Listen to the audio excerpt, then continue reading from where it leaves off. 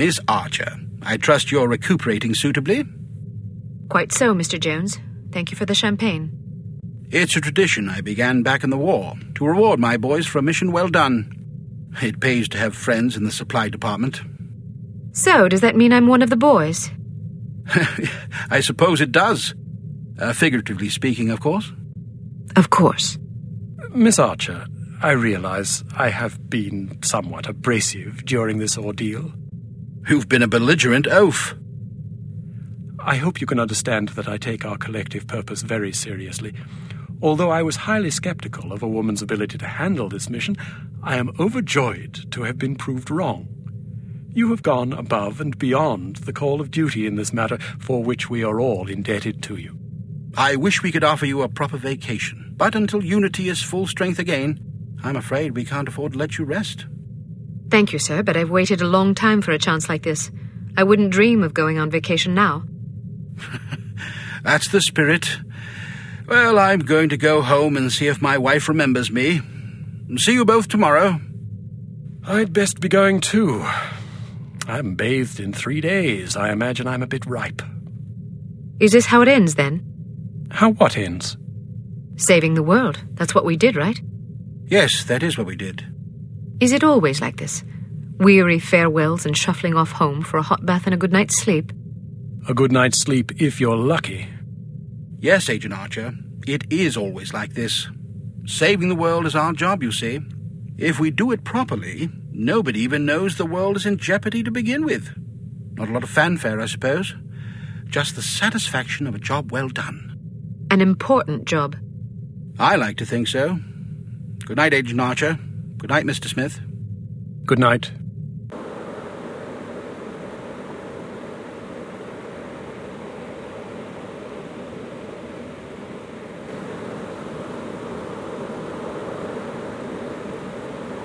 You were right. Last night I slept peacefully for the first time since my father died. How touching. Tom?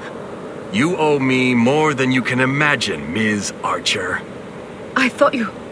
You have no idea what I put myself through, and I'm not gonna get a dime for it thanks to you. You're the traitor.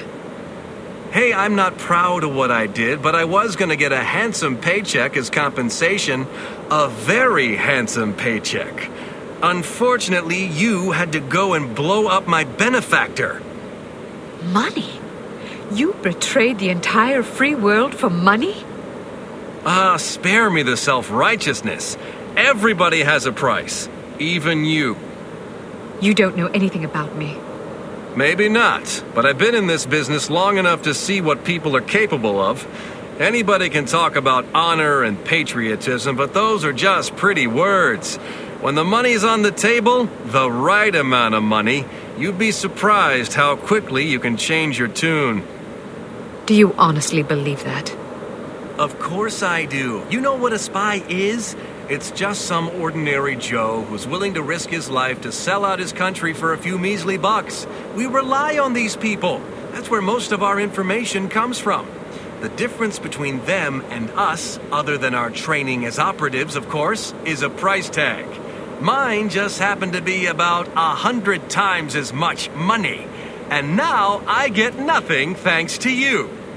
You're forgetting something, Tom. Those spies we recruit aren't patriots, they're cowards. We seek out selfish, hateful little people who place themselves above everyone else. We choose them because they're weak and greedy and arrogant, like you. Touché. Don't you understand what you did? People died because of you. Bruno died because of you. Hey, Volkov killed him, not me. All I did was supply some information.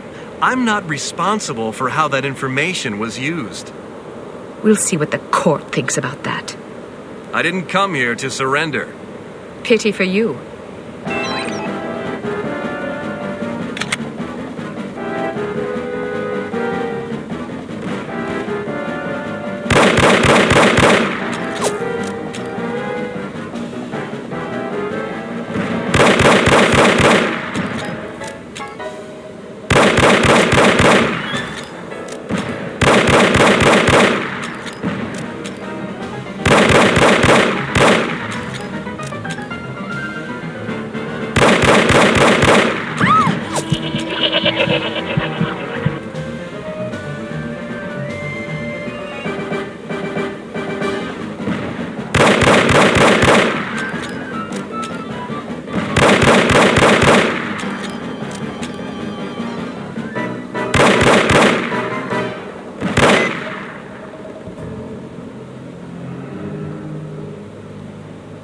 Drop your gun.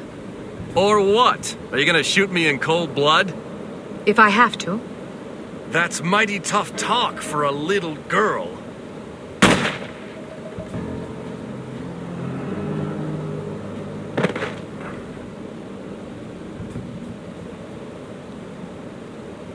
Mr. Smith, what are you doing here? Tending to some unfinished business. Mr. Jones? Are you all right, Miss Archer? Aye. What's going on? There's your traitor. You mean Smithy? How long have you known? I've suspected you for some time. You've only just now confirmed my suspicions. All this time you thought he might be a traitor?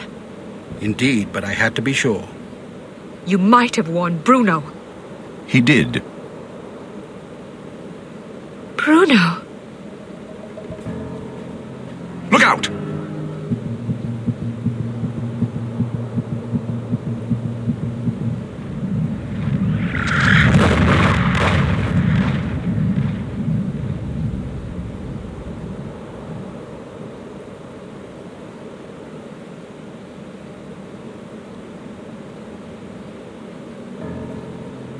Everyone okay? Good shooting, Archer. But what about Tom? Tom Goodman died in Amsterdam. What? But I thought... The man you knew as Tom Goodman was an imposter. His real name was Melvin Blitzney. He's a former vacuum cleaner salesman from Akron, Ohio. I don't understand. It's quite simple. 7 years ago, Mr. Jones took Smithy off the active list due to his increasingly inadequate performance in the field. Mandatory retirement came as a great blow. Smithy, like many operatives, thought of himself as a man of action. He viewed his reassignment into the role of an administrator as an insult to his virility. He kept his dissatisfaction to himself, secretly plotting to discredit Jones and, in the process, line his own pockets. To this end, he recruited Melvin Blitzney, who underwent plastic surgery, extensive training, and months of voice lessons in order to become Tom Goodman, for whom Smithy, meanwhile, laid a deadly trap in Amsterdam. How did Smithy hook up with a vacuum cleaner salesman from Ohio? Apparently, they met in a bar in Florida on one of Smithy's last assignments. Anyhow, with Goodman out of the way and no one any the wiser, Smithy launched the next phase of his scheme, which was to nurture a relationship with an up-and-coming terrorist organization. He chose H.A.R.M. His plan was to create an international incident of staggering proportions and simultaneously cripple Unity so that we would have no choice but to capitulate. Such an unmitigated failure would force Mr. Jones to step down, giving Smithy control of Unity and also a handsome payoff in a secret bank account in Zurich. But what about Morocco? It was a trap meant to snare us both. Mr. Jones and I agreed that it would serve as a perfect opportunity for me to disappear for a while. You might have warned me, you know. We couldn't risk tipping our hand. You mean you didn't think I could keep a secret? Keeping a secret wasn't enough. Smithy had to believe I was dead, which meant that you had to believe it as well. I'm truly sorry, Kate. Oh, you will be. But there are still some things I don't understand.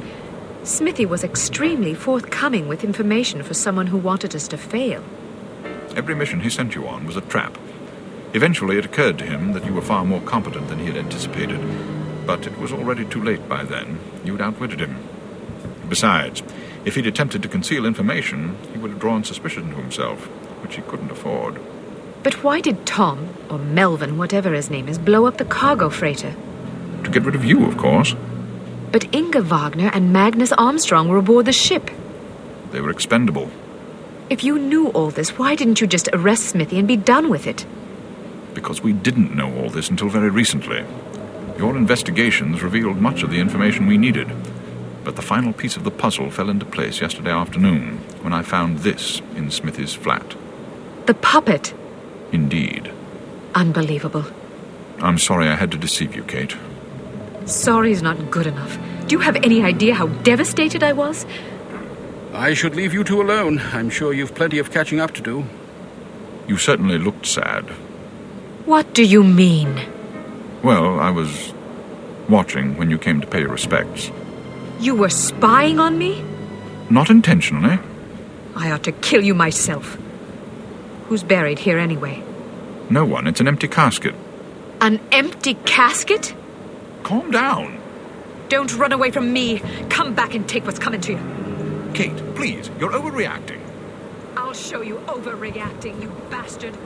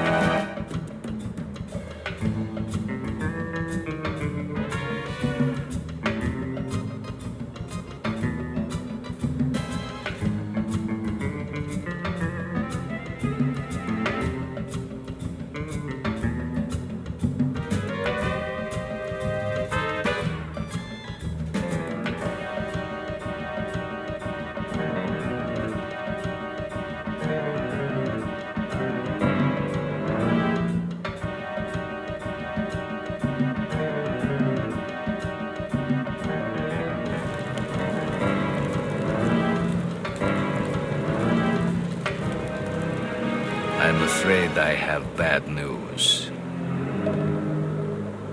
I'm already aware of the situation, Dimitri. No matter. We'll just have to do better next time, won't we?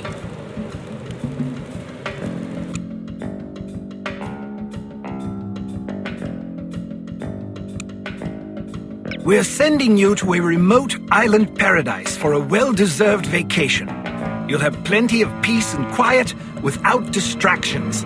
In fact, we can't contact you even if we want to. The only communication to the outside world is through the weekly boat that brings supplies and vacationers from the mainland. Enjoy yourself, Kate. You've earned it.